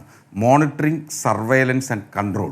ഈ 3 ഇംഗ്ലീഷ് വാക്കുകൾക്കും വ്യത്യസ്തമായ അർത്ഥതലങ്ങളാണുള്ളത്. ഇന്ന് CPIഎമ്മും ഇപ്പോൾ ഒടുവിൽ ആർഷോയും അടക്കം വാദം പറഞ്ഞുകൊണ്ടേയിരിക്കുന്നത് ഈ ബഹുമാനപ്പെട്ട ഹൈക്കോടതിയുടെ ദേവസ്വം ഡിവിഷൻ ബെഞ്ചിൻ്റെ ഈ കേസ്, ശബരിമല സ്വർണ്ണക്കൊള്ള കേസിലെ ഉത്തരവാദിത്വം എന്ന് പറയുന്നത് മോണിറ്ററിങ്ങും കൺട്രോളും എന്നുള്ളതാണ്. യഥാർത്ഥത്തിൽ ഹൈക്കോടതിക്ക് അത്തരത്തിലൊരു അധികാരമില്ല എന്നുള്ളതാണ്. ഒരു കേസുകളെയും നിയമപരമായി കൺട്രോൾ ചെയ്തതിന് സുപ്രീം കോടതിയുടെ സാക്രിയവാസ വിധി പ്രകാരം ബഹുമാനപ്പെട്ട ഹൈക്കോടതിക്ക് നിയമപരമായി ചെയ്യാൻ കഴിയില്ല. അത് ട്രയൽ കോടതികൾക്ക് മാത്രം അനുവദിക്കപ്പെട്ടിട്ടുള്ളതാണ്. ഇവിടെ ബഹുമാനപ്പെട്ട ഹൈക്കോടതി ചെയ്തുകൊണ്ടേയിരിക്കുന്നതും ഇപ്പോഴും തുടർന്നുകൊണ്ടേയിരിക്കുന്നതും സർവൈലൻസ് മാത്രമാണ്. അത് ആ നിരീക്ഷണം മാത്രമാണ് കോടതി നടത്തിക്കൊണ്ടേയിരിക്കുന്നത്. ഈ കേസിൽ നിരീക്ഷണം നടത്തിക്കൊണ്ടിരിക്കുമ്പോൾ തെറ്റിദ്ധരിപ്പിക്കുന്നതിനു വേണ്ടി CPIഎമ്മും അതുപോലെ തന്നെ CPIഎമ്മിൻ്റെ വക്താക്കളും പറഞ്ഞുകൊണ്ടേയിരിക്കുന്നത് ബഹുമാനപ്പെട്ട ഹൈക്കോടതിയുടെ നിരീക്ഷണത്തിലായതുകൊണ്ട് ഞങ്ങൾക്ക് ഈ കേസിൽ, അല്ലെങ്കിൽ SITക്കും പോലീസിനും സംസ്ഥാന പോലീസിനും ഒരു തരത്തിലും ഇതിൽ ഇടപെടാൻ കഴിയുന്നില്ല എന്നുള്ളതാണ്. നിർഭാഗ്യവശാൽ അത് പറയുമ്പോൾ തന്നെ ഇപ്പോൾ അന്വേഷണ ഉദ്യോഗസ്ഥരെ പോലും തീരുമാനിക്കുന്നത് ദേവസ്വം ബെഞ്ചാണ്. ആ ഉദ്യോഗസ്ഥർ കൊണ്ടുവരുന്ന റിപ്പോർട്ടുമായി ബന്ധപ്പെട്ട് ഓരോ തവണയും കോടതി ചേരുമ്പോൾ അതിൽ കൃത്യമായ നിരീക്ഷണങ്ങൾ നടത്തുകയും അതുമായി ബന്ധപ്പെട്ട കാര്യങ്ങൾ കോടതി പറയുകയും ചെയ്യുന്നുണ്ട്. വെറുതെ നോക്കി നിൽക്കലല്ലോ കോടതി ചെയ്യുന്നത്. അല്ല, നിരീക്ഷണങ്ങൾ മാത്രമാണ്. ഒരിക്കൽ പോലും ഒരു ബഹുമാനപ്പെട്ട ഹൈക്കോടതി ഡിവിഷൻ ബെഞ്ചിന് ഒരു തരത്തിലും ആ കേസിൽ കൺട്രോൾ അല്ലെങ്കിൽ മോണിറ്ററിംഗ് എന്ന് പറയുന്ന നിയമപരമായ ഉത്തരവാദിത്തം ചെയ്യാനാവില്ല. അതൊരു വസ്തുതയാണ്. അവിടെ സർവൈലൻസ് മാത്രമാണ്. അതിൽ അതിൽ അന്വേഷണത്തിൽ സത്യസന്ധരായ ഉദ്യോഗസ്ഥരെ SITയിൽ ഉൾപ്പെടുത്തണമെന്നുള്ള ഡിവിഷൻ ബെഞ്ചിൻ്റെ അതിയായ മോഹത്തിൻ്റെ കൂടി അടിസ്ഥാനത്തിലാണ് സംസ്ഥാന പോലീസ് സേനയിൽ നിന്ന് സത്യസന്ധരായിട്ടുള്ള ഉദ്യോഗസ്ഥരെ തിരഞ്ഞെടുക്കുന്നതിൻ്റെ ഭാഗമായി നടത്തപ്പെട്ടുള്ളതാണ്. പക്ഷേ നിർഭാഗ്യവശാൽ ആ SIT ഇന്ന് മൃതപ്രായമായിരിക്കുന്നു എന്നുള്ളതാണ്. ഞാനൊക്കെ നിയമം പഠിച്ച് ക്രിമിനൽ കോടതിയിൽ പ്രാക്ടീസ് ചെയ്യുന്ന അഭിഭാഷകനായോട് കൂടി പറയുകയാണ്, സാധാരണഗതിയിൽ ഇത്തരം സെൻസേഷണൽ കേസുകളിൽ കേരളത്തിലെ വിവിധ കേസുകൾ പരിശോധിച്ചാൽ അതിലിപ്പോൾ 10ഓ 15ഓ പ്രതികളുണ്ടാവും. അതിലേതെങ്കിലും ഒരു പ്രതിയെ കിട്ടാനും ഉണ്ടാവും. ഒരുപക്ഷെ ആ പ്രതിയെ അറസ്റ്റ് ചെയ്തിട്ടില്ലാവും. ഞാനൊരു വളരെ ഉദാഹരണമായിട്ട് ഇപ്പോൾ പറയാം. അഭിമന്യു കേസിലെ 1-ാം പ്രതിയെ ഇതുവരെ കണ്ടെത്താൻ കഴിഞ്ഞിട്ടില്ല. പക്ഷേ ആ കേസിൽ കുറ്റപത്രം നൽകിയിട്ടുണ്ട്. പാർട്ട് ഫൈനൽ റിപ്പോർട്ട് എന്നാണ് അതിന് പറയാറുള്ളത്. അത്തരത്തിൽ ഈ സ്വർണ്ണക്കൊള്ള കേസിൽ സമയബന്ധിതമായി 90 ദിവസത്തിനുള്ളിൽ SIT എന്തുകൊണ്ട് ഫലപ്രദമായി അന്വേഷണം നടത്തിയിട്ടും എന്തുകൊണ്ട് അതിലൊരു കുറ്റപത്രം പാർട്ട് ഫൈനൽ റിപ്പോർട്ട് കൊടുക്കാൻ SITക്ക് കഴിഞ്ഞില്ല എന്നൊരു ചോദ്യം ഇന്ന് കേരളീയ പൊതുസമൂഹത്തിന് മുന്നിലുണ്ട്. സ്വാഭാവിക ജാമ്യം പ്രതികൾക്ക് ലഭിക്കുന്നതിന് വേണ്ടിയിട്ടുള്ള അവസരം സൃഷ്ടിച്ചത് മാത്രമാണ് അതുവഴി ഉണ്ടായ ഏറ്റവും വലിയ ദൗർഭാഗ്യകരമായിട്ടുള്ള സാഹചര്യമാണ് അങ്ങനെ വന്നിട്ടുള്ളത്. അപ്പോൾ സ്വാഭാവിക ജാമ്യത്തിൽ പ്രതികൾ പുറത്തു പോവുകയും മാത്രമല്ല SITയുടെ അന്വേഷണത്തിൻ്റെ പരിധിയിൽ തന്നെയായിരുന്നല്ലോ ശ്രീമതി സോണിയാഗാന്ധിയുടെ ചിത്രമുണ്ടായിരുന്ന ആ ചിത്രത്തെ സംബന്ധിച്ചും അതിൽ SIT നടത്തിയിട്ടുള്ള അന്വേഷണത്തിൽ റിപ്പോർട്ട് ബഹുമാനപ്പെട്ട ഹൈക്കോടതി കൊടുത്തിട്ടുണ്ട്. അപ്പോൾ വീണ്ടും അത് തന്നെ പറഞ്ഞിരിക്കുന്നുണ്ട്.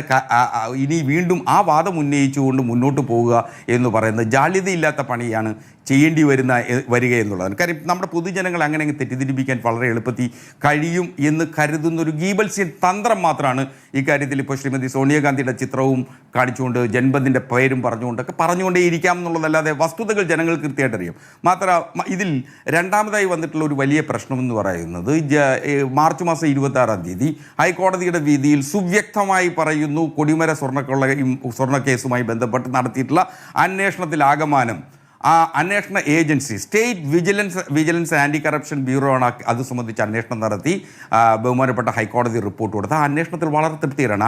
ആ വിജിലൻസ് ആൻഡ് ആൻറ്റി കറപ്ഷൻ ബ്യൂറോയുടെ തലവനെന്ന് പറയുന്നത് മുഖ്യമന്ത്രിയാണ്.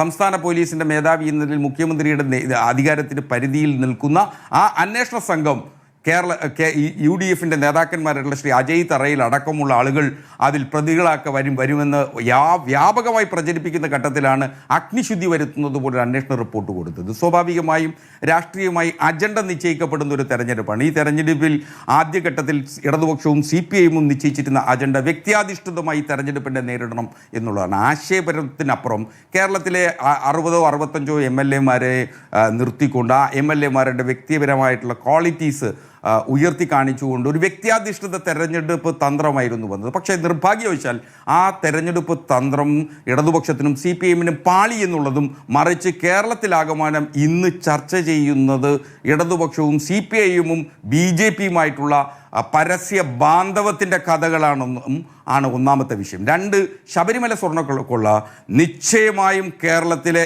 ഏറ്റവും ശക്തമായ വിഷയമായി ഉന്നയിക്കപ്പെടേണ്ടതും ശക്തമായ വിഷയമായി മുന്നിൽ നിൽക്കുന്നതുമാണ്. കാരണം വളരെ ഇസഡ് കാറ്റഗറി പ്രൊട്ടക്ഷനുള്ള ജൻപദിൻ എന്നൊക്കെ പറയുന്നത് പോലെ തന്നെ വളരെ കൃത്യമായി പോലീസ് പ്രൊട്ടക്ഷൻ ഉണ്ടായിരുന്ന ശബരിമല ക്ഷേത്രത്തിൽ നിന്നും പട്ടാപ്പകലാണ് ആ സ്വർണം അടിച്ചു മാറ്റി കൊണ്ടുപോയിട്ടുള്ളത്. അപ്പോൾ അത് ഇതുവരെയും യഥാർത്ഥത്തിൽ ആ ദ്വാരപാലക ശില്പങ്ങൾ അതിൻ്റെ ഒറിജിനൽ എവിടെയെന്ന് പോലും SITക്ക് നാളിതുവരെ കണ്ടെത്താനായിട്ടില്ല.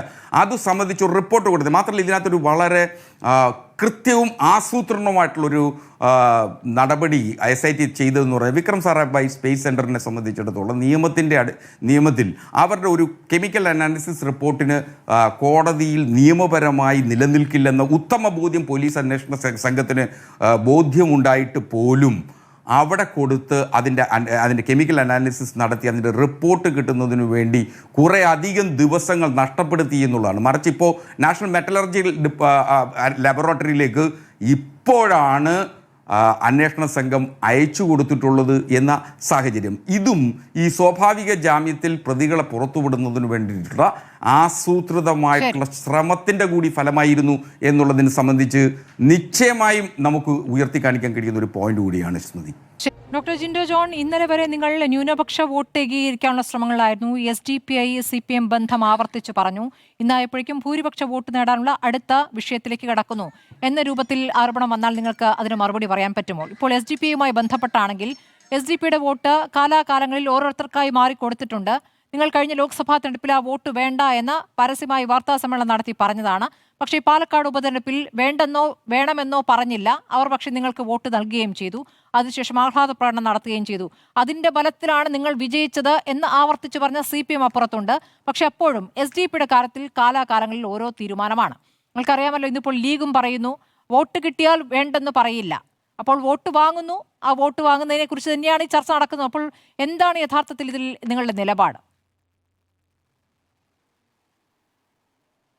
അല്ല, ഇക്കാര്യത്തിൽ ഞങ്ങളുടെ നിലപാട് ആ മഹാരാജാസ് കോളേജിൽ കുത്തുകൊണ്ട് മരിച്ച അഭിമന്യുവിൻ്റെ ചിത്രം വെച്ചിട്ട് വർഗീയത തുലയട്ടെ എന്ന് ഉറക്കെ വിളിച്ചു പറയാനാണ്. മതിലിൽ എഴുതി വയ്ക്കുന്ന വർഗീയത തുലയട്ടെ എന്നുള്ള മുദ്രാവാക്യവും അഭിമന്യുവിൻ്റെ പടവും തൂക്കി പിടിച്ചുകൊണ്ട് കുറേ SFIക്കാരും DYFIക്കാരും നാട്ടിൽ നടന്ന് സാധാരണ കുട്ടികളുടെ മെക്കെട്ട് കയറുന്നുണ്ട്. ഇനിയെങ്കിലും ആ പരിപാടി നിർത്തണം. കാരണം SDPIക്കാരുടെ വോട്ട് വേണമെന്നോ പറയാൻ പറ്റാത്ത രീതിയിലേക്ക് ഇവർ തരംതാണു പോയി. ഇവിടെയുള്ള ഒരു പ്രശ്നം, ജനാധിപത്യ പ്രക്രിയയിൽ ഏത് രാഷ്ട്രീയ പാർട്ടിയിലും മുന്നണിയിലും പെട്ട മനുഷ്യരുടെ വോട്ട് ആർക്കും വാങ്ങാം, അതിലൊന്നൊരു തെറ്റുമില്ല. പക്ഷെ കാലാകാലങ്ങളിൽ CPMന് വോട്ടുകൾ കിട്ടാതെ വരുമ്പോൾ വോട്ട് ചെയ്യാത്തവരൊക്കെ വർഗീയവാദികളും വോട്ട് ചെയ്യുന്ന സമയത്ത് അവരൊക്കെ നല്ല പലഹാരമാണെന്ന് പറയുന്നതും ശരിയായ നിലപാടല്ല. അതിനാണ് ഇരട്ടത്താപ്പ് എന്ന് പറയാം. പുതിയ കാലത്ത് വേണമെങ്കിൽ പറഞ്ഞാൽ വൈരുദ്ധ്യാത്മിക ഭൗതികവാദം എന്നും പറയാം.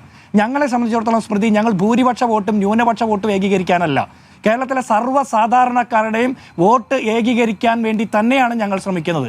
അതിനു വേണ്ടിയിട്ട് ആരോഗ്യരംഗത്തിൻ്റെ തകർച്ച, ആഭ്യന്തര രംഗത്തിൻ്റെ സംഘപരിവാർവൽക്കരണം, സാമൂഹ്യക്ഷേമ വകുപ്പിൻ്റെ പരാജയം, വിദ്യാഭ്യാസ രംഗത്ത് SFIക്കാരുടെ കൂത്തരങ്ങമായി ആക്കി മാറ്റിയതിനെ കുറിച്ചിട്ട്, കർഷകരുടെ കെടുതികളെ കുറിച്ചിട്ട്, ക്ഷേമനിധി പെൻഷൻ കിട്ടാത്ത മനുഷ്യരെ കുറിച്ചിട്ട്, കോടിക്കണക്കിന് രൂപയുടെ കുടിശ്ശിക കിട്ടാനുള്ള മറ്റേ കരാറുകാരെ കുറിച്ചിട്ട്, രൂക്ഷമായിട്ടുള്ള വിലക്കയറ്റത്തെ കുറിച്ചിട്ട്, വൈദ്യുതി ചാർജും വെള്ളക്കരവും ഭൂനികുതിയും കെട്ടിട നികുതിയും കെട്ടിട നിർമ്മാണത്തിൻ്റെ പെർമിറ്റ് ഫീസും ഒക്കെ പലയിരട്ടി വർദ്ധിപ്പിച്ച് കൊള്ളയടിച്ച് മടുത്തപ്പോൾ ശബരിമല ശാസ്താവിന് വരെ കൊള്ളയടിച്ച സർക്കാരിൻ്റെ തട്ടിപ്പിനെ കുറിച്ചിട്ട്, കൊടും കൊള്ളയെക്കുറിച്ചിട്ട്, ധൂർത്തിനെ കുറിച്ച്, പിൻവാതിൽ നിയമനത്തെക്കുറിച്ച്, കുടുംബശ്രീ ക്യാൻറ്റീൻ തൊട്ട് യൂണിവേഴ്സിറ്റി തസ്തിക, പ്രൊഫസർ തസ്തിക വരെ, സഖാക്കന്മാരുടെ ഭാര്യമാരെ തിരികെ കയറ്റുന്ന പിൻവാതിൽ നിയമനത്തെക്കുറിച്ചിട്ട് ഒക്കെ ഞങ്ങൾ ഈ രാഷ്ട്രീയം പറയും. അതുപോലെ ഇതെല്ലാം പറയുന്നത് എന്തിനാണെന്നറിയോ? സകല മനുഷ്യരുടെയും വോട്ട് കിട്ടാനാണ്. അതിൽ ഭൂരിപക്ഷം ന്യൂനപക്ഷം ഒന്നില്ല. തെരഞ്ഞെടുപ്പ് തോൽക്കുമ്പോൾ ക്രിസ്ത്യാനികൾ വോട്ട് ചെയ്തില്ല, നായന്മാർ വോട്ട് ചെയ്തില്ല, ഈഴവർ വോട്ട് ചെയ്തില്ല, മുസ്ലിങ്ങൾ വോട്ട് ചെയ്തില്ല എന്നൊക്കെ പറയുന്ന പാർട്ടി സെക്രട്ടറി CPMനാണ് അലങ്കാരം. ഞങ്ങൾ അങ്ങനെ ഒരു വാചകം പോലും പറയാറില്ല. തോൽക്കുമ്പോൾ ആ തോൽവി എന്തുകൊണ്ടാണെന്ന് പഠിക്കുകയും ജയിക്കുമ്പോൾ ആ ജയവും കൂടി പഠിക്കുന്ന ഒരു സിസ്റ്റമാണ് ഇപ്പോൾ കോൺഗ്രസിലുള്ളത്. അതുകൊണ്ട് ഞങ്ങൾക്ക് ഇവർ പറയുന്നതിൽ ഒരു പേടിയുമില്ല. ഇനി 1-2 കാര്യം എനിക്ക് പറയാൻ സമയം കിട്ടുമെന്ന് ഞാൻ വിചാരിക്കുന്നു. ആർഷ പറഞ്ഞ കാര്യം, CPM BJP ഡീലിന് തെളിവുണ്ടോ എന്ന് ചോദിക്കുന്നു. അതേസമയം തന്നെ സംഘപരിവാറിനെതിരെ സന്ധിയില്ലാത്ത പോരാട്ടം നടത്തുന്നവരാണ് ഇവരെന്ന് പറയുന്നു. ഈ തൃശ്ശൂർ പൂരം കളിക്ക് സുരേഷ് ഗോപിയെ ജയിപ്പിച്ചത് സംഘപരിവാറിനെതിരെ സന്ധിയില്ലാത്ത പോരാട്ടം നടത്തിയതാണോ? എങ്കിൽ സുനിൽ കുമാറിനെ ഒന്ന് പറഞ്ഞ് ബോധിപ്പിക്കണം. വോട്ട് ചോരി ആരോപണമായി രാഹുൽ ഗാന്ധി ഈ രാജ്യത്തിന്റെ തെരുവ് നിറഞ്ഞപ്പോൾ തൃശ്ശൂർ സുരേഷ് ഗോപിയുടെ വീട്ടുകാരും ഡ്രൈവറും അടക്കം കള്ളവോട്ടും ഇരട്ട വോട്ടും ചെയ്തു എന്നുള്ള വിവരങ്ങൾ പുറത്തു വന്നിട്ട് ഒരു നാവ് ഉയർത്തിയ ഒരു വാക്ക് പറയാൻ പറ്റാത്ത പിണറായി വിജയന്റെ മൗനം സംഘപരിവാറിനെതിരായിട്ടുള്ള പോരാട്ടമല്ല. അതുപോലെ നിങ്ങളുടെ 1ാം പിണറായി സർക്കാരിലെ റവന്യൂ മന്ത്രിയായിരുന്ന ചന്ദ്രശേഖരനെ തല്ലിയ BJPക്കാർ രക്ഷപ്പെടാൻ വേണ്ടിയിട്ട് മൊഴിമാറ്റിയ CPMകാർ സംഘപരിവാറിനെതിരായിട്ടുള്ള പോരാട്ടമല്ല നടത്തിയേ. PM ശ്രീയും ലേബർ കോഡും ഒക്കെ ഒളിവിൽ പോയി ഒളിച്ചിരുന്ന് ഒപ്പിട്ട് കൊടുത്തത് സംഘപരിവാർ വിരുദ്ധ പോരാട്ടത്തിന്റെ ഭാഗമല്ല.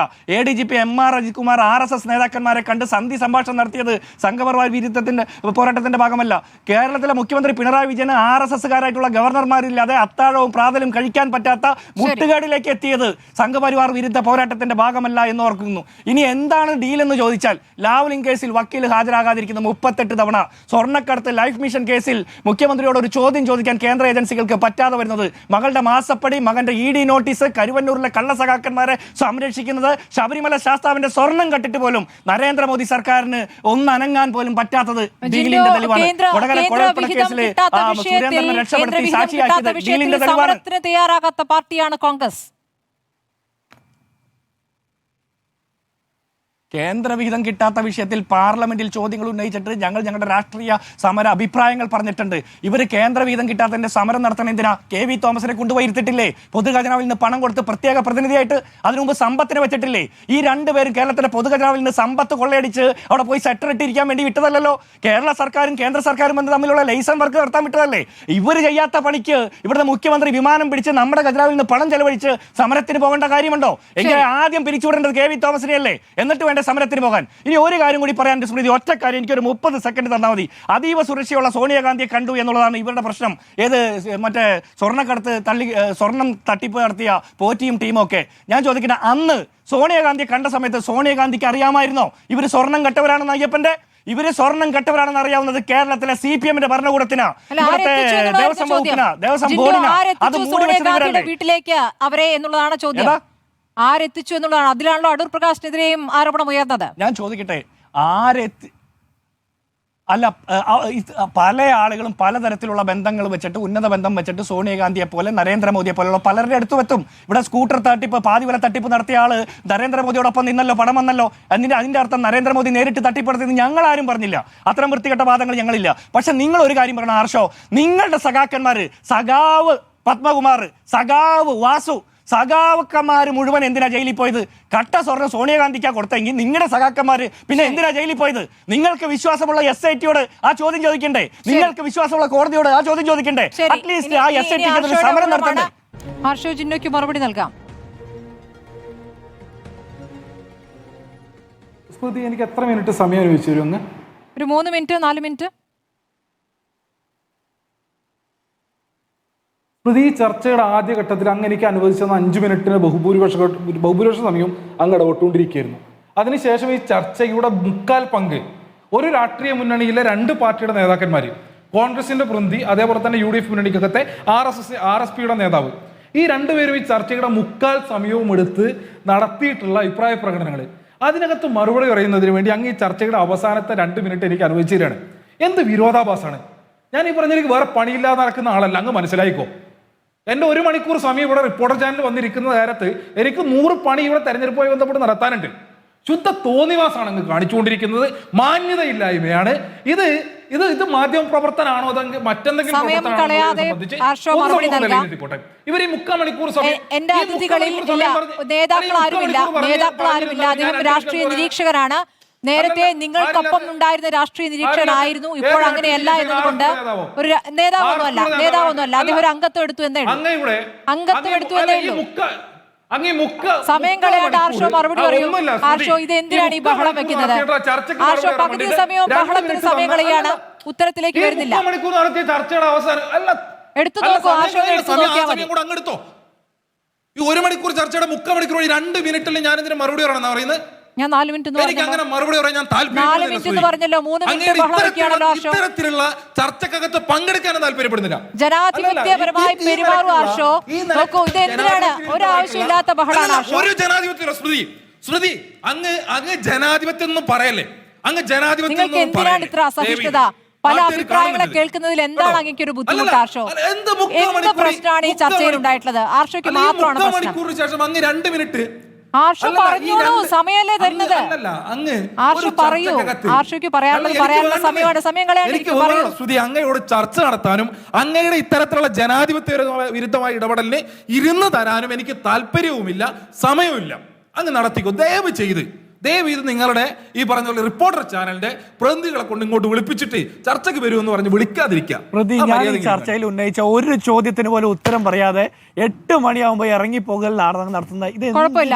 ഇപ്പൊ ഒന്നും ചെയ്യാനില്ല ആർഷോ. എനിക്ക് മനസ്സിലാവുന്നില്ല. ഞാൻ ഉപചോദ്യങ്ങൾ ഇഷ്ടപ്പെടാത്ത ഒരു അതിഥിയായി ആർഷോ ഇരിക്കുന്നത് എന്താണ്? ഇതിനു മുമ്പ് മുമ്പ് ചർച്ചയ്ക്ക് ഇരുന്നിട്ടുള്ളതാണ്. ഉപചോദ്യങ്ങൾ ഉണ്ടായിരുന്നു, അന്ന് ആർഷോന് പ്രശ്നമില്ലായിരുന്നു. ഇന്ന് എന്താണ് പറ്റിയെന്ന് എനിക്കറിയില്ല. നമുക്ക് അതിഥികളെ വിളിക്കുന്നത്, എനിക്ക് താല്പര്യമുള്ള അതിഥികളെ അല്ലെങ്കിൽ നന്നായി സംസാരിക്കുന്ന അതിഥികളെ വിളിക്കും. അതിൽ ആരെ വിളിക്കണമെന്നുള്ള നിശ്ചയം കൂടി, തീരുമാനം കൂടി നിങ്ങൾ എടുക്കാതിരിക്കുക. സമയം കഴിഞ്ഞതുകൊണ്ടാണ്. വളരെ നന്ദി Shri PM Arsho, doctor Jinto John, Shabu Prasad, advocate BN Haskar ചർച്ചയിൽ പങ്കെടുത്തതിന്.